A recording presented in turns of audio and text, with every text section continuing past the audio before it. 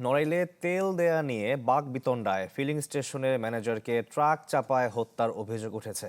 নগদ নিয়ে এলো হার না মানা হার অফার। সর্বনিম্ন 10,000 টাকা রেমিটেন্স নগদে পাঠালে থাকছে স্বর্ণের হার জেতার সুযোগ। গুরুতর আহত হয়েছে একজন।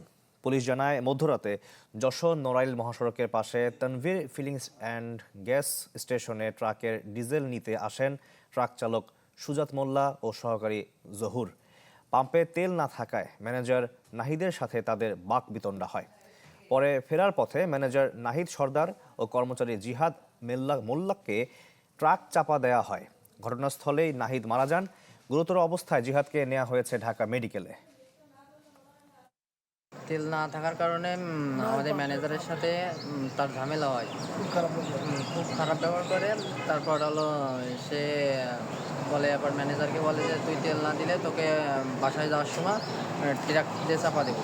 রাত 12টা 12:30টার তোমার বসে বেড়ালে না বাইরে বসে রয়েছে। রাত 1টা 1:30টার দিক যাইয়ে ধরি যায় তারে মাইরে ডইলিয়ে একদম ফিনিশ করে দিচ্ছে।